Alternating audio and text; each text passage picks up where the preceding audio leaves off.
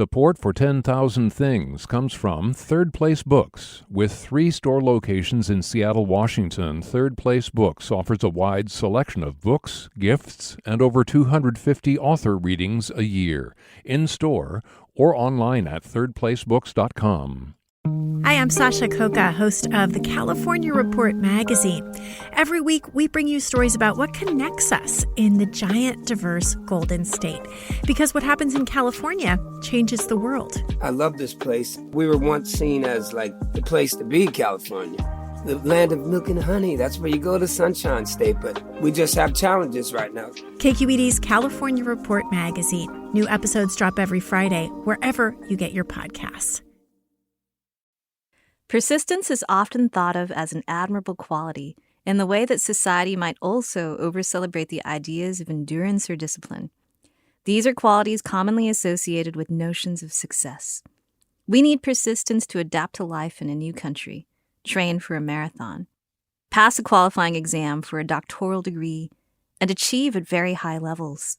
But persistence also has a tinge of stubborn hard-headedness. It can keep us in situations that no longer serve us. Where discernment is absent, persistence can imprison. When you picture a cage, there are only so many associations that come to mind.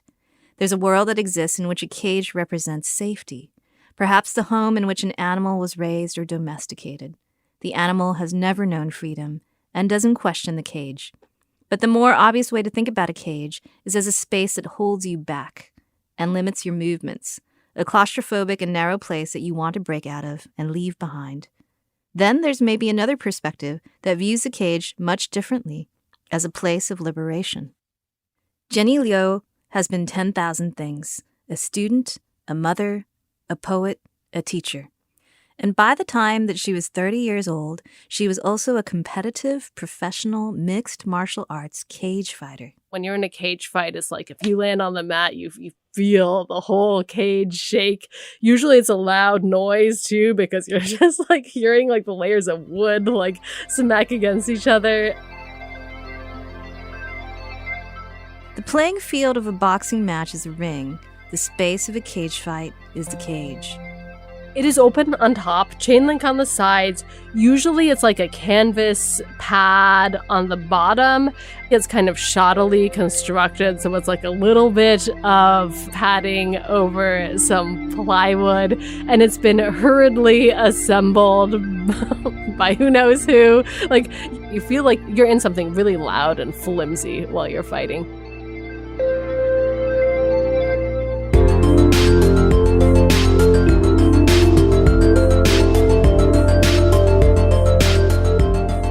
This is 10,000 Things, a podcast about modern-day artifacts of Asian American life and the stories they reveal. I'm Shin-Yi Pai. Today, a cage.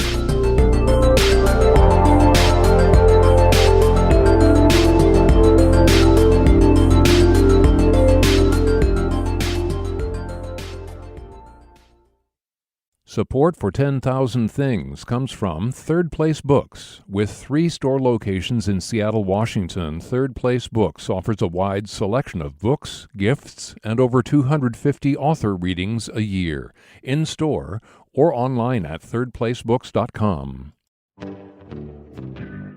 Hi, I'm Deborah Treisman, fiction editor of The New Yorker and host of the New Yorker Fiction Podcast. On the podcast, I ask a great contemporary writer to select a favorite story from the magazine's almost 100-year archive to read and discuss. Together, we delve into the story, exploring its themes, its style, and what makes fiction work. You can listen to authors like Otessa Moshfegh talk about why we write. Story, or attaching a story or creating a story, is this inclination that we all have to stop spinning. And you can hear writers like George Saunders discuss the nature of storytelling.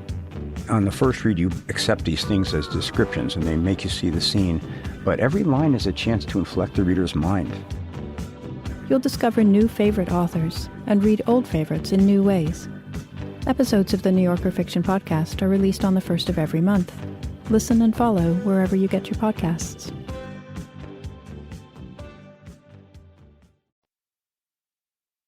Jenny has trained in jiu-jitsu since she was a kid. Jiu-jitsu is a martial art and combat sport based on grappling, ground fighting, and submission holds. One day, when she was about 26, she was at her jiu-jitsu gym in Southern California, training with her competition team, when another female teammate was prepping for a cage fight. Jenny was about this person's size, and so the coach motioned to Jenny. She hopped in the cage. My coaches were like, hey, why don't you help her train? Go buy a mouth guard, pop it in, we'll loan you some gloves, And I was like, okay, I could do that. She hopped in the cage. The woman threw punches at her left and right. Jenny had never boxed or had any experience with mixed martial arts, so she used what she knew from jiu-jitsu training: steadiness, body awareness, focus, defense, and patience. I just like jiu-jitsu. I had practiced it a lot, and when people throw big punches at you, it's a big offense for them, and it opens up big defense possibilities for you. So she would throw a giant punch, it would land, but then I would wrap her arm and I would armbar her, So I beat her a whole bunch of times. And something clicked. And I was like, okay, guess I'm a cage fighter now. Jenny left the gym that day feeling the high of discovering something new that she knew she could be good at. She hadn't expected to win, yet she had risen to the challenge. She drove straight to UC Irvine, where she was working towards a creative writing degree while teaching literature to undergrads. And my students were kind of looking at me funny, and they just gave me these horrified looks. And then I got back home and I was like, oh. Jenny saw herself in the mirror. During the time that I was in the classroom right in front of them, they watched both of my eyes become black eyes. Jenny is not new to martial arts. She's an athlete. She ran track in college. Training her body was always a necessary balance to the rigorous academic study that she was doing, first as an undergrad biology major and then as an MFA student in creative writing.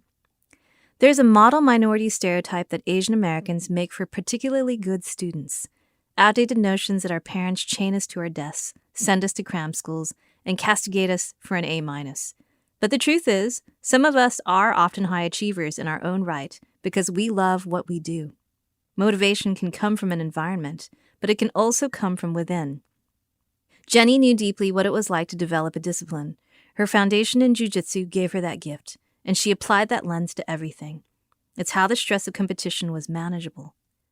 Jenny's father had studied martial arts in Taiwan, so of course her dad wanted his daughter to also master martial arts, a discipline that Jenny's older brother had absolutely no interest in pursuing. It was something special that they shared as father and daughter.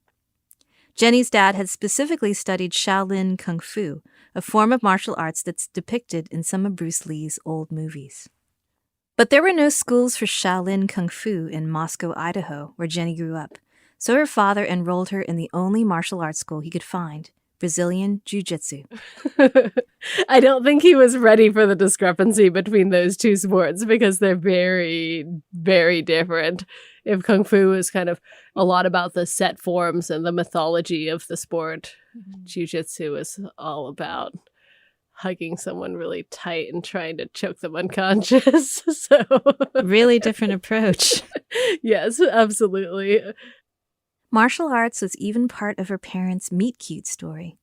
Jenny's dad was an immigrant who wanted to learn how to swim, and he took a class from Jenny's mom.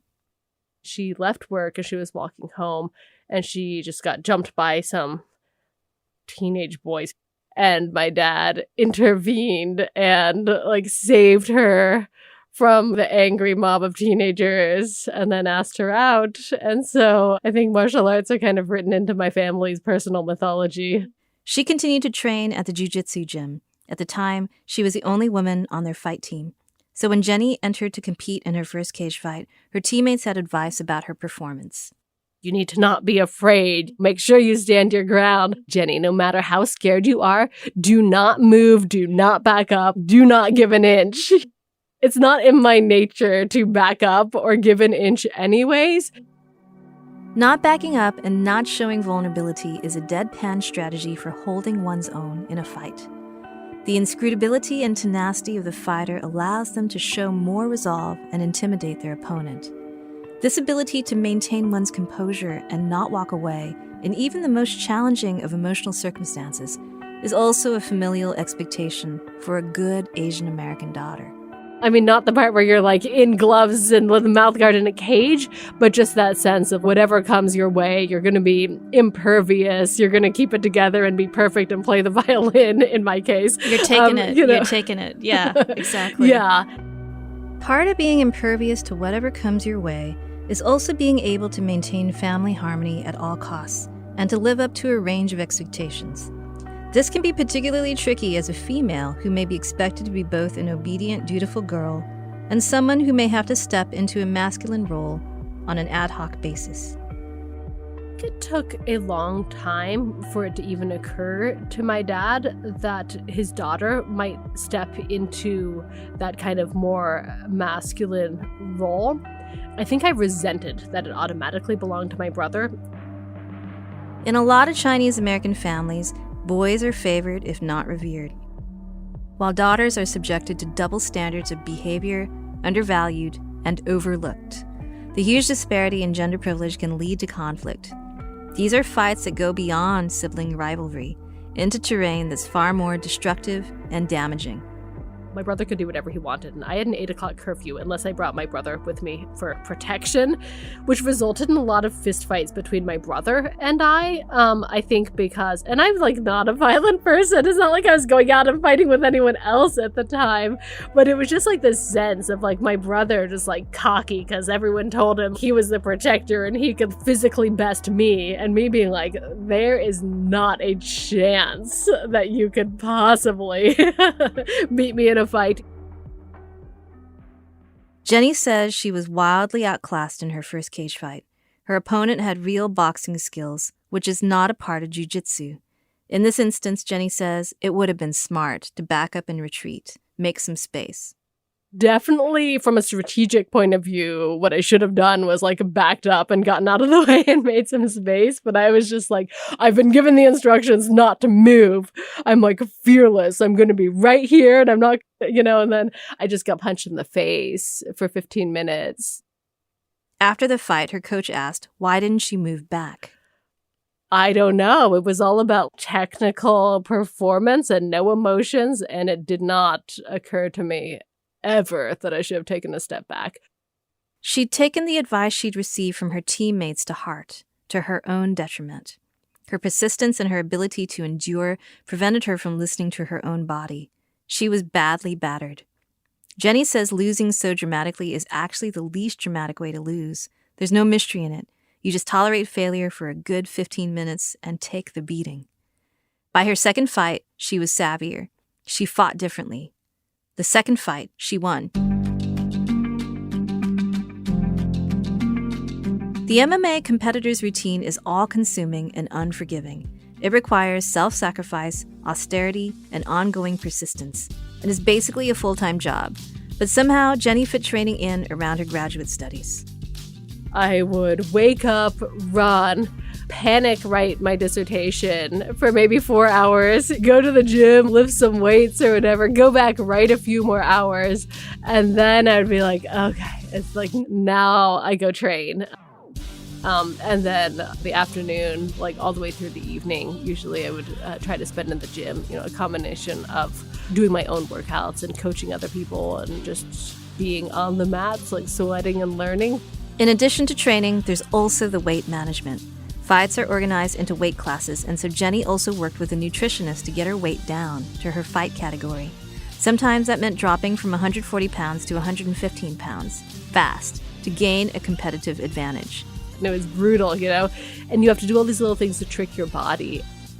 Tricks like fitting naps in throughout the day. Napping gives your muscles time to begin the healing process, which ultimately makes them stronger. Even once I finished grad school and I just got a job teaching English at a local community college, I was like, don't be alarmed. I'll just be in my car, micro-napping between all of my classes. So it really ended up being this kind of all-consuming thing. Jenny's persistence paid off. She found that she could beat others and win fights her way. Her dedication and ability to be so disciplined set her up for the challenge. And her jiu-jitsu set her up for strategically outmaneuvering her opponents.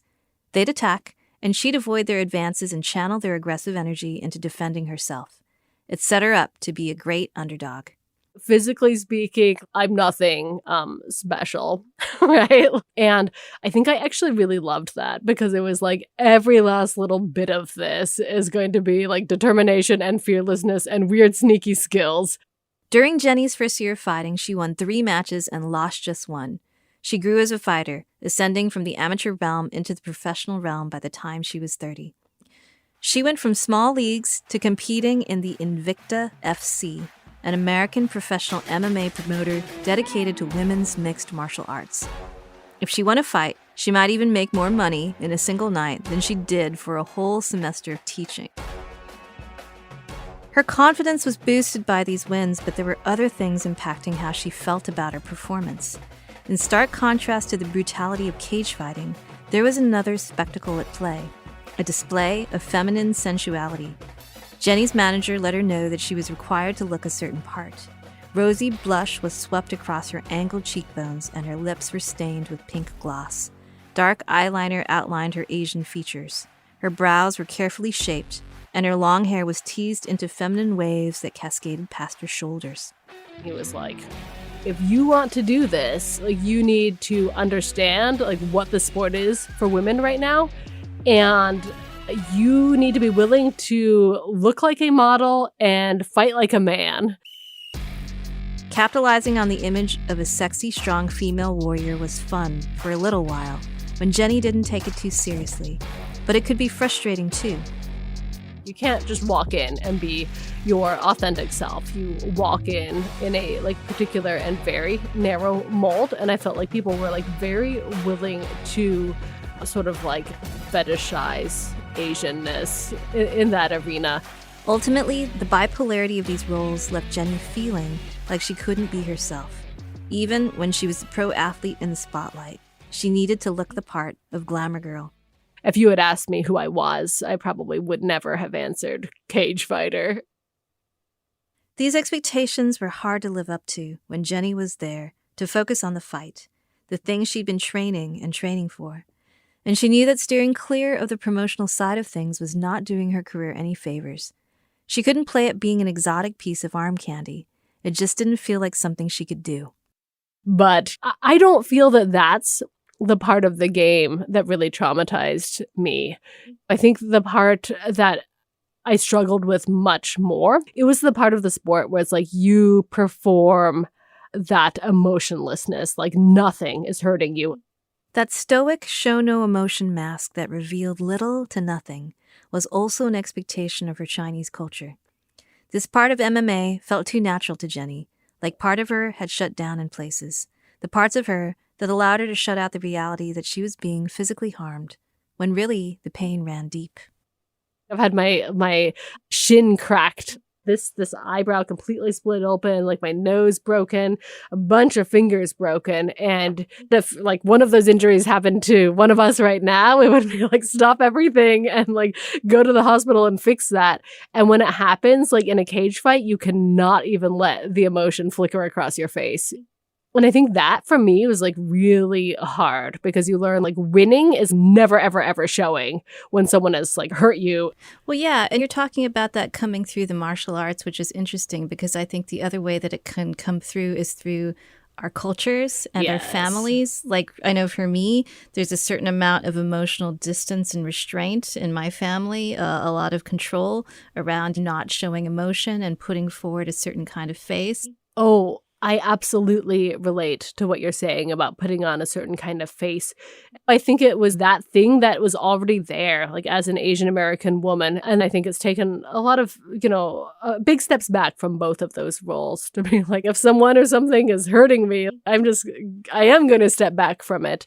And I think it's been really hard just to kind of figure out what it means to like live like a happy and successful life when so much of what it means to win was tied up in just sort of enduring the suffering without ever showing the slightest indication of it.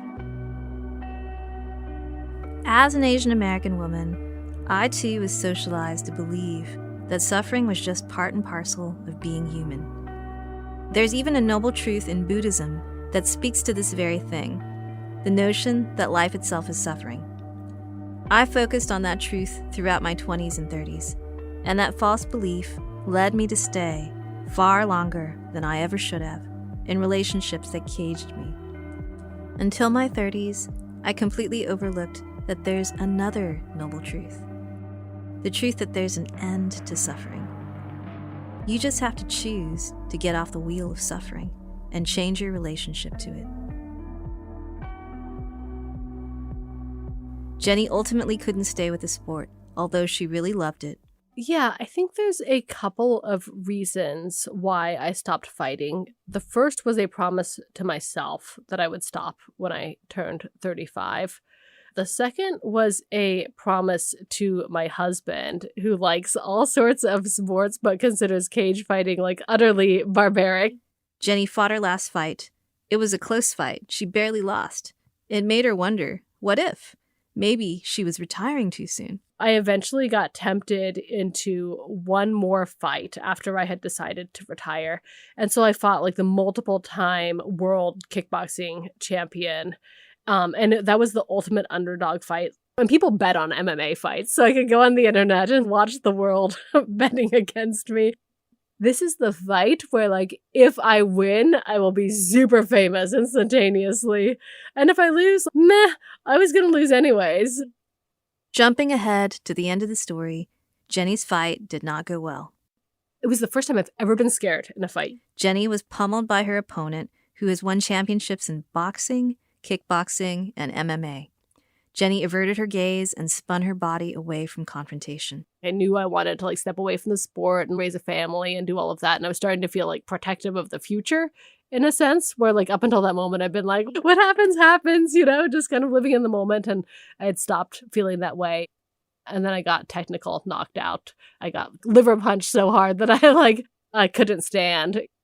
The ref ended the fight, and I was like, "Yep, I have found my limit. Yeah. This is the end of the line." After that, I stepped away with a lot of peace, but I also kind of wished that I had stepped away earlier, so there wouldn't be all of these videos on the internet of me getting ridiculously knocked out.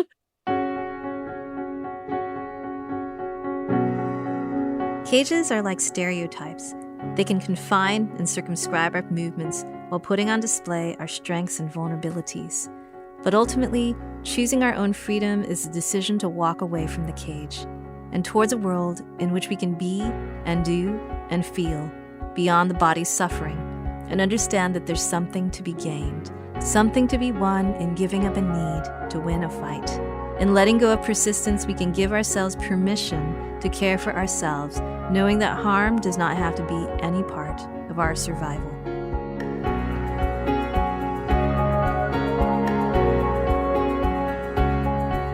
Next week's object is a settlement.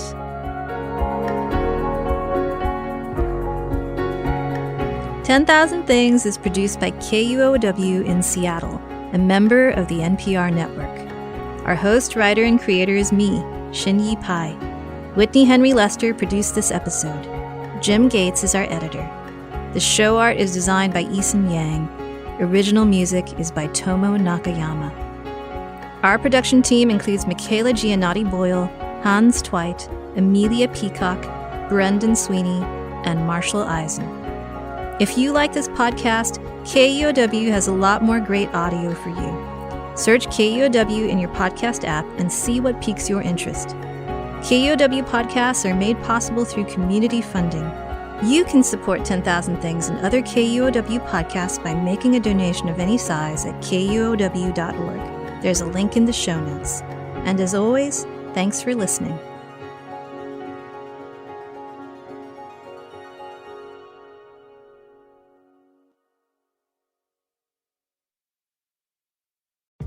Hey, my name's Claire McGrain, and I'm a producer for Seattle Now, KUOW's local news podcast.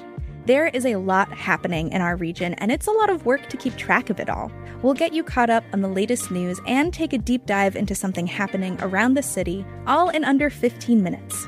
Get a morning walk in or grab a cup of coffee and start your day with us. Learn something new and connect with our city by searching for Seattle Now wherever you get your podcasts.